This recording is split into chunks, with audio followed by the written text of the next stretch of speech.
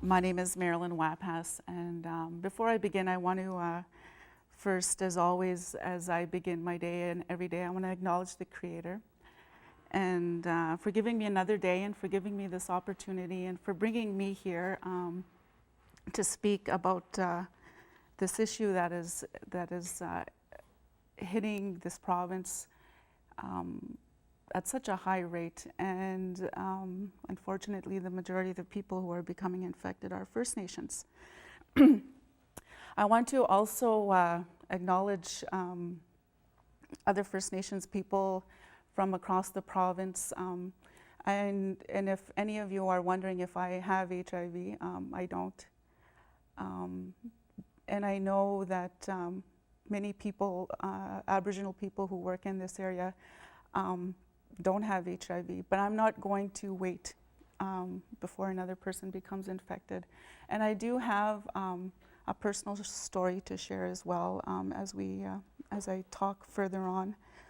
I'd like to just say that with respect to all of those other First Nations people that are listening, I want to acknowledge you. I recognize that we as First Nations people, we have different teachings, different protocols. And so some of the things that I'm going to be speaking today are based on the things that I have been taught, things that I have been shown, and focus around some of the ceremonies that I practice in. I want to acknowledge all of those living with HIV as well.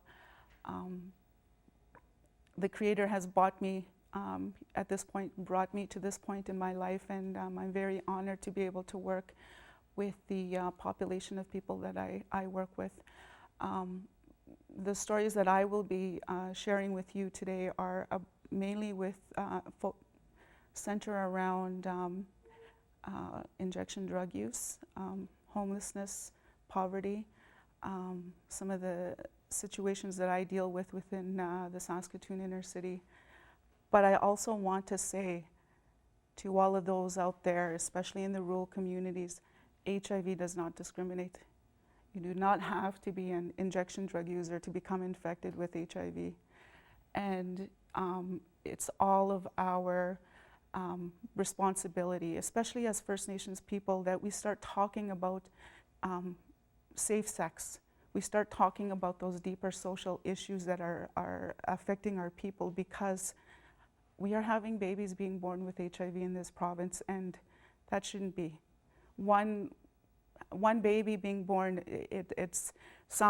to me, it's a very distressing thing. But as Mona, I was told earlier that there was about 3 so far in 2015, and there's always, working with so many prenatal women, there's always those women that we really focus on, and we have to work collaboratively together. We jump through hoops to prevent pregnancies. So those are deeper social issues that contribute to those positive babies being born. And like Debbie said, I do work for the Saskatoon Tribal Council. I am the SHARP coordinator. Much of my work in the past was within the needle exchange program. I did leave for a short time, and I worked with the Meadow Lake Tribal Council for about 1.5 years. I've since returned with the Tribal Council. At the STC Health Center, we have obviously the needle exchange. We offer HIV, Hep C, and STI testing. We have addictions counselors. We do a lot of crisis management and debriefing. We have an elder that comes in once a week. We have some cultural programming, which includes a monthly sweat for those who are in recovery, and we have daily smudging there as well. Our cultural room is open to anybody within the community who would like to come in at any time and use that room. That's always available to them. We have nurses on staff as well, and we have an immunization clinic there too.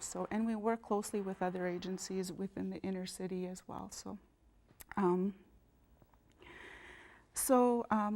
And of course, our programming, just as many of the other programs, many of the people who are working with those infected with HIV, they're client-centered, and we try and meet the needs of our clients at their level.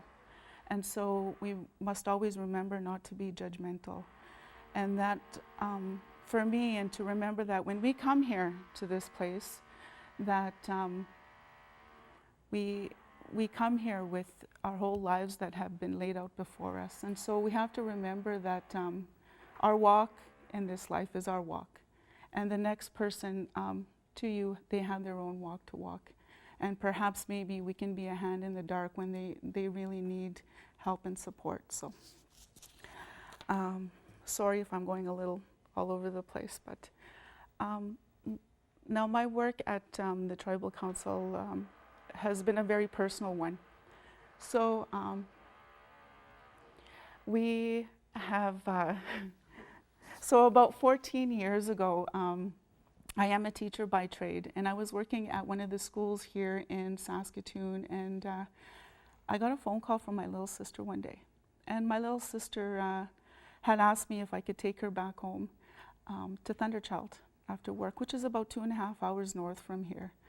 And I said, yeah, I'll take you back right away, because I knew that my sister she was partying quite a bit. And so I told her I would drive her back after work, got home that day, and I never seen or heard from my little sister ever again. And so I went in search of her, and I faced a lot of discrimination, and filed a missing persons report, hung posters, traveled, did what I could to find her. Over the course of my search, I found out that my sister was an injection drug user. And I remember when she was alive, I didn't know, I didn't understand anything about drugs. And I remember standing over her while she was sitting on the couch, pointing my finger, because I'm the oldest out of all my siblings, saying, why don't you stop what you're doing? Just stop it. But I didn't understand drugs. I didn't understand the power and the control that they can have over a person.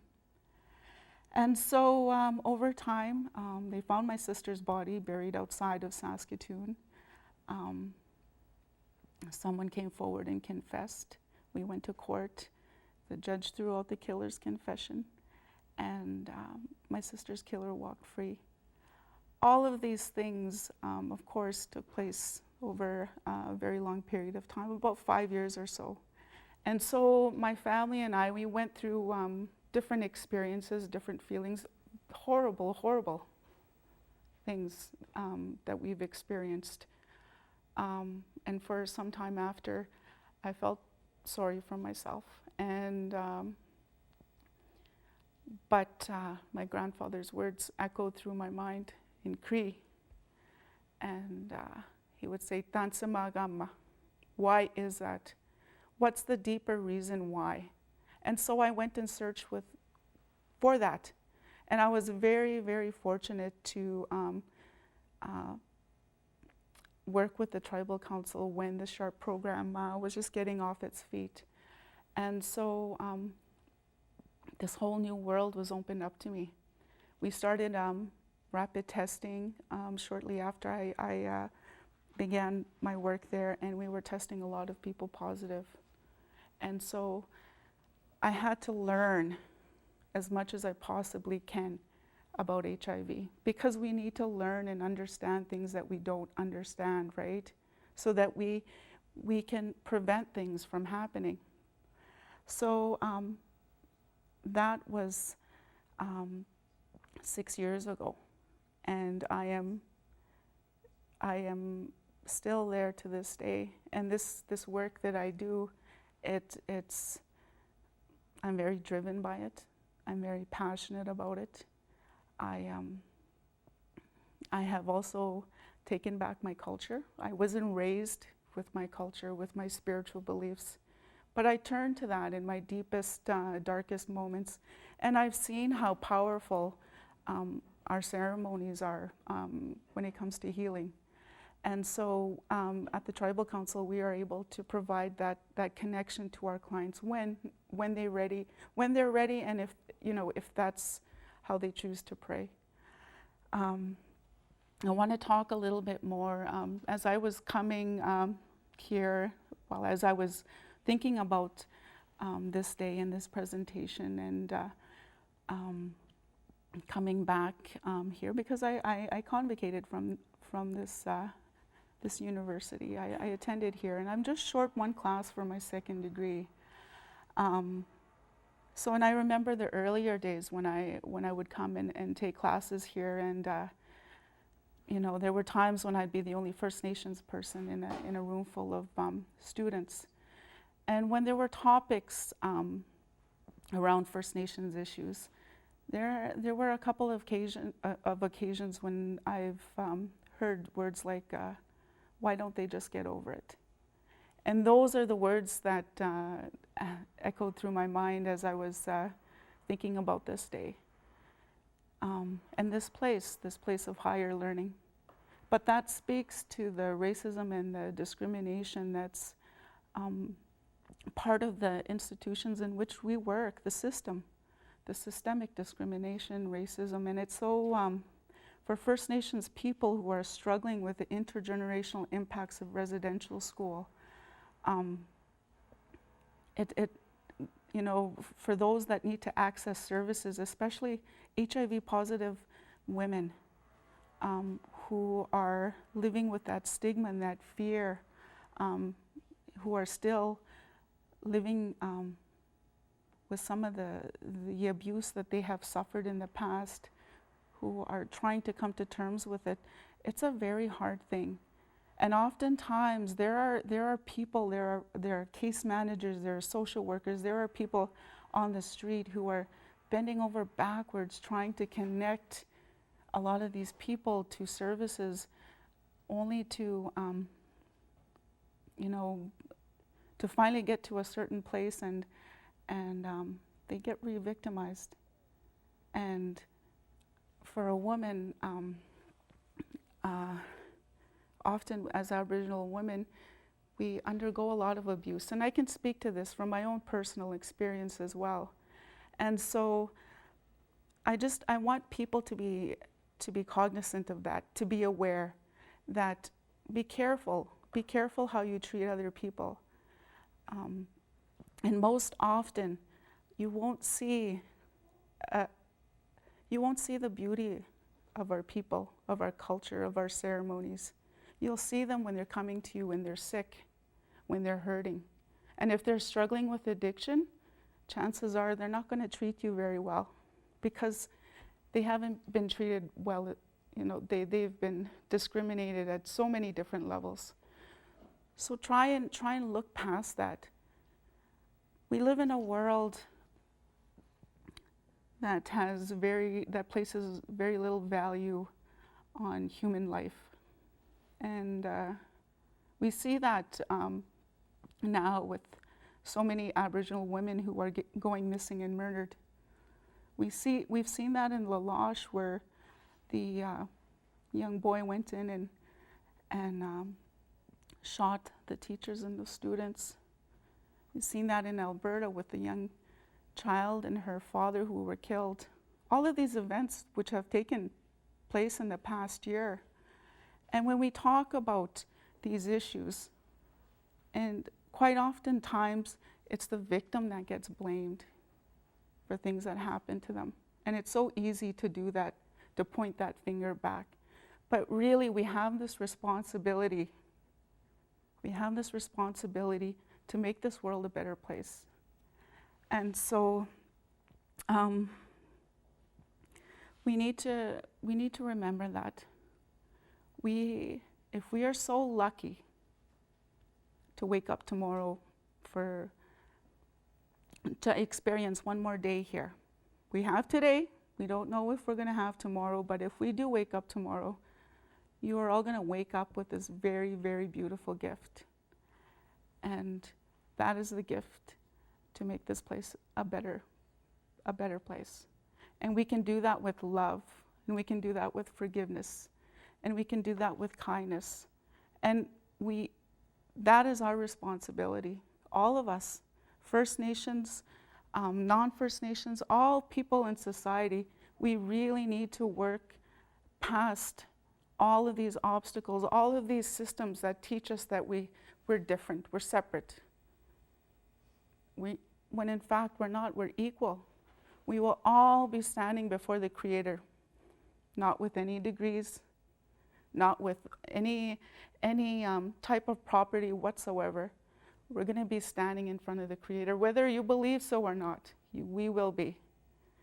And the Creator will be asking us, what have you done to make this place a better place? And for me, for someone, especially a First Nations person, to be sitting here and to be telling you, with all of the discrimination, all of the racism, all of the pain and the loss, to tell you, we need to eliminate racism. We need to eliminate hate, because it's killing our people. And so we need to unlearn. We need to relearn, and we need to help one another, because this is an epidemic. And we need to treat everyone, not just Aboriginal people, everyone, with love and kindness.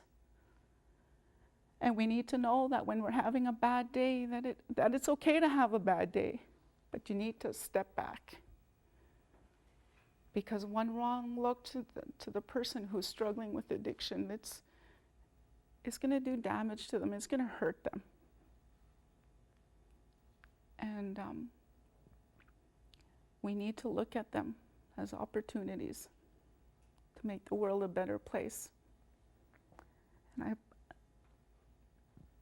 I want to thank all of you who are working in this field, who I've had the opportunity of working with as well, like all of the nurses and the doctors and the case managers, especially at the Westside Clinic. I see them.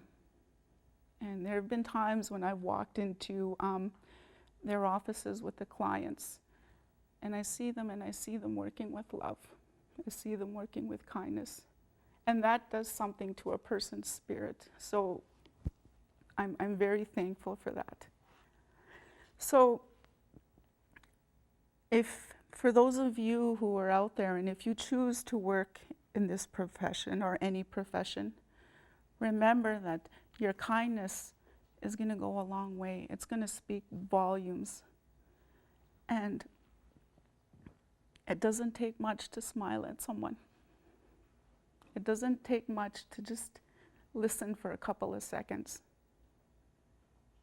And to know that you don't know what path they're coming from. Not to judge them for who they are, their skin color, or the sickness that they have, or anything, the addiction. Look past that if you can. And so I will end my presentation with that, and I say thank you to all of you who have actually stayed to the end of the day to listen to my presentation. Thank you to all of those who I've met and have the opportunity to work with. Hi. Marilyn, you truly fulfilled the adage, last but not least. I think I said that yesterday, but you truly made me think that today. Mm-hmm. And someone stole my words, because it was texted in and it said, "Thank you, Marilyn. You are an inspiration."